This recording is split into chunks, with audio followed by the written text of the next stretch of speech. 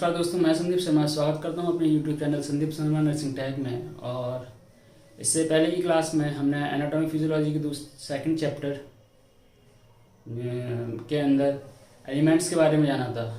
यदि आपने वो क्लास नहीं देखी है तो आप मेरी चैनल की प्लेलिस्ट में जाकर उस क्लास को देख सकते हैं। आज हम एटम स्ट्रक्चर के बारे में डिस्कस करेंगे। देख लेते हैं स्ट्रक्चर ऑफ एटम्स। एटम्स यानी परमाणु की संरचना। Each element is made of atoms, यानी कि प्रत्येक जो तत्व है वो परमाणु से मिलकर बना है। The smallest unit of matter, द्रव्य की एक सबसे छोटी यूनिट है, यानी किसी भी पदार्थ या किसी भी चीज की, चाहे वो ठोस द्रव्य गैस किसी उसमें हो, अवस्था में हो, एटम उसकी स्मॉलेस्ट यूनिट होती है। that retain the properties and characteristics of elements, जो तत्वों के गुण और विशेषताओं को बरकरार रखता है। तो हम देख लेते हैं एटम्स आर मेड ऑफ सब एटॉमिक पार्टिकल्स, यानी जो परमाणु है वो किसी चीज से बना है, वो सब एटॉमिक पार्टिकल से मिलकर बना है। यानी कि जो एटम्स है, जो परमाणु है वो भी कई चीजों से मिलकर बना है। तो उसमें क्या क्या देख लेते हैं। तो उसमें पहला है इलेक्ट्रॉन। इलेक्ट्रॉन को हम रिप्रेजेंट करते हैं ई से, और इसमें जो चार्जेस होते हैं वो नेगेटिव चार्जेस होते हैं। इट इज नेगेटिवली चार्ज, जिसकी खोज जे थॉमसन ने की थी। एंड सेकंड है प्रोटॉन, जिसे पी से डिनोट करते हैं, और पॉजिटिवली चार्ज होता है ये। इट इज पॉजिटिवली चार्ज, जिसकी खोज रदरफोर्ड ने की थी। एंड थर्ड है न्यूट्रॉन, ये न्यूट्रल होता है। It is neutral and Chadwick ने इसकी खोज की थी। The dense centre core of an atom is it nucleus, यानी कि जो परमाणु है, परमाणु के केंद्र में एक नाभिक होता है, न्यूक्लियस होता है, जिसके अंदर प्रोटॉन और न्यूट्रॉन दोनों उपस्थित होते हैं। अगर मैं एक डायग्राम से समझाऊं आपको, तो ये प्रोटॉन और न्यूट्रॉन है, black proton and red neutron. तो ये एक सेंटर में है, सेंटर यानी कि ये नाभिक है पूरा। और इस नाभिक के जो चारों ओर कक्ष दिखाई दे रहे हैं, कक्षक, इनको सेल बोलते हैं, जिसमें हमारे इलेक्ट्रॉन उपस्थित होते हैं। तो अगर हम देखें कि इन जो कक्ष बने हुए हैं, इन कक्षों को भी हमने 4 भागों में डिवाइड किया हुआ है, जिसको हम के एल एम एन, यानी कि सबसे अंदर की जो कक्ष होगा वो के कहलाएगी, जो सेकंड नंबर की जो कक्ष होगी वो एल, और थर्ड नंबर की जो कक्ष होगी वो एम, और लास्ट जो होगी वो एन कहलाएगी। इसमें एक इलेक्ट्रॉनों की जो संख्या है, अधिकतम संख्या, जो सबसे अंदर वाला जो कक्ष है, सेल है, उसमें इलेक्ट्रॉन की संख्या 2 होगी, और जो एल है उसमें इलेक्ट्रॉन की संख्या 8 होगी, और एम है उसमें इलेक्ट्रॉन की अधिकतम संख्या 18 होगी, और जो एन है उसमें इलेक्ट्रॉन की अधिकतम संख्या 32 होगी। तो हम इसको 2n² से कर सकते हैं।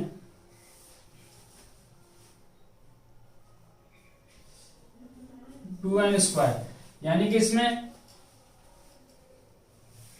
जो 2 होता है वो तो है ही, और जो n होता है वो कक्ष, यानी कि जो सेल है, यानी कि अगर एक सेल है तो 2 का 2, यानी कि इस तरीके से। अगर हम दूसरे सेल की बात करें तो 2 का स्क्वायर 2, यानी कि 4, 2 × 4 = 8। तो इस तरीके से हम देख सकते हैं इसमें। और बाकी इलेक्ट्रॉन, परमाणु में इलेक्ट्रॉन भरने की, जो कक्षों में इलेक्ट्रॉन भरने का जो नियम्स है, वो 3 नियम्स और हैं, जो आपने फर्स्ट या 12th में पढ़े होंगे। जिसमें पहला नियम है हुंड का नियम, पाउली का नियम। आप लोगों ने ये पहले अपने पढ़ा होगा डेफिनेटली। तो उस नियमों के अनुसार भी हम लोग इलेक्ट्रॉन को उनके सेल में भरते हैं।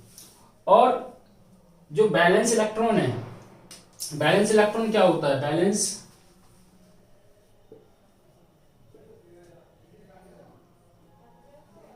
बैलेंस इलेक्ट्रॉन जो बाहरी कक्षा में होते हैं, लाइक अगर हम माने कि सोडियम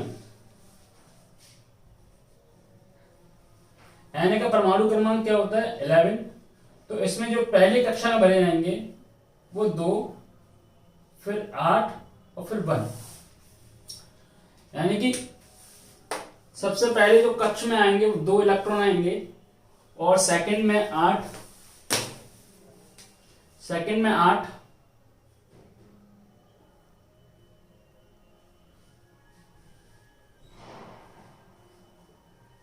और थर्ड में 11। जो बाहरी कक्षा में जो इलेक्ट्रॉन होता है, जो सबसे लास्ट में इलेक्ट्रॉन आता है, जो बाहरी कक्षा में इलेक्ट्रॉन आता है उसको हम बैलेंस इलेक्ट्रॉन बोलते हैं। यानी कि यही जो केमिकल रिएक्शन है उसमें मेन पार्ट यही करते हैं। मेन जो पार्ट्स होता है वो इन्हीं इलेक्ट्रॉन्स का होता है जो कि बॉन्ड बनाते हैं और मॉलिक्यूल बनाते हैं।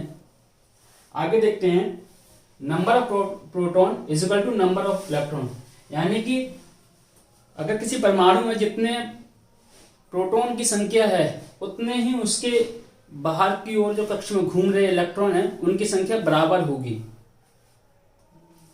अब हम देख लेते हैं atomic number and mass number, यानी कि परमाणु क्रमांक और परमाणु द्रव्यमान। परमाणु क्रमांक क्या होता है, परमाणु द्रव्यमान क्या होता है? तो number of proton in nucleus, यानी कि इस न्यूक्लियस के अंदर जितने प्रोटॉन की संख्या होगी वही उसका एटॉमिक नंबर कहलाएगा, परमाणु क्रमांक कहलाएगा। एग्जाम्पल, ऑक्सीजन का परमाणु क्रमांक 8 है और इसका परमाणु द्रव्यमान 16 के लगभग है। सेकंड है सोडियम, इसका परमाणु क्रमांक 11 है और इसका परमाणु द्रव्यमान 22 है। तो कह सकते हैं कि number of proton in nucleus atomic number बराबर एटॉमिक नंबर। अब हम देख लेते हैं कि एटॉमिक मास क्या होता है। तो number of proton plus neutron is equal to atomic mass, यानी कि इसमें जितने न्यूट्रॉन है और जितने प्रोटॉन की संख्या है, जितने न्यूट्रॉन की संख्या जितने प्रोटॉन की संख्या बराबर एटॉमिक मास। अगर हम कह दें कि इसमें इसमें न्यूट्रॉन की संख्या 12 और प्रोटॉन की संख्या 14, तो टोटल जो द्रव्यमान होगा, जो परमाणु द्रव्यमान होगा वो होगा आपका 26। तो नंबर ऑफ प्रोटॉन और नंबर ऑफ न्यूट्रॉन बराबर एटॉमिक मास। आगे देख लेते हैं आयंस क्या होते हैं। Ions, molecule and compound.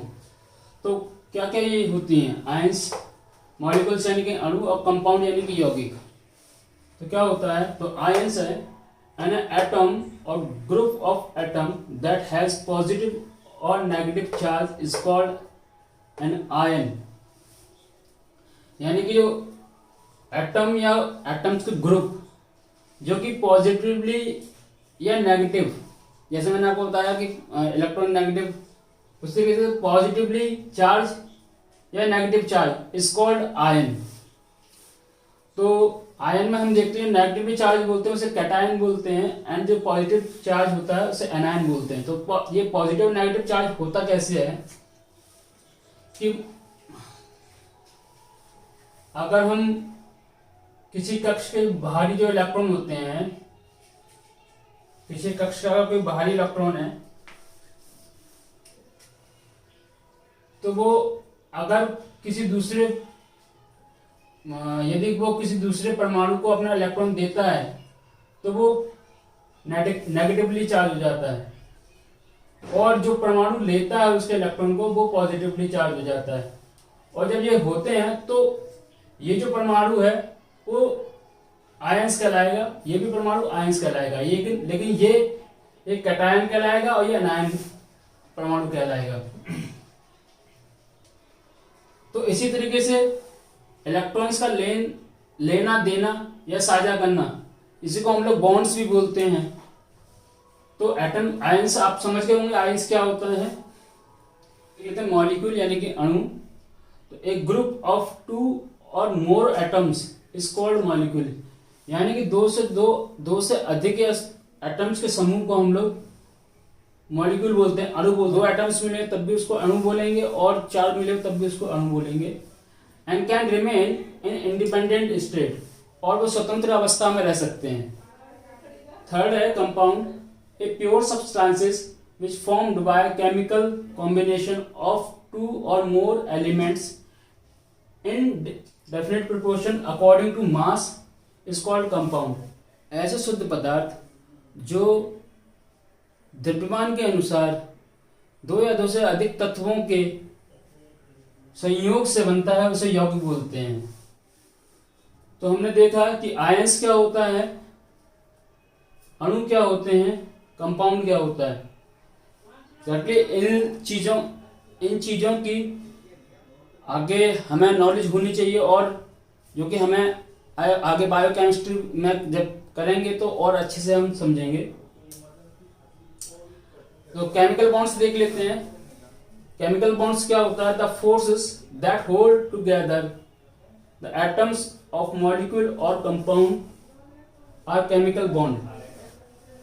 एक फोर्स जो अणु या यौगिक के एटम्स को दबा के रखता है, यानी कि मिला के रखता है, उसी को हम लोग केमिकल बॉन्ड बोलते हैं। और इसमें पहला देख लेते हैं हम। पहला है आइकॉनिक बॉन्ड और सेकंड है कोवैलेंट बॉन्ड। तो इन बॉन्ड के बारे में हम अपने अगली क्लास में डिस्कस करेंगे। यदि आप लोगों को मेरी क्लास समझ में आई हो और अच्छी लगी हो तो प्लीज़ लाइक एंड सब्सक्राइब करें, जिससे कि आने वाली क्लास का मेरा नोटिफिकेशन आपको मिल सके और मेरी क्लास ज़्यादा से ज़्यादा लोगों तक पहुंच सके। धन्यवाद।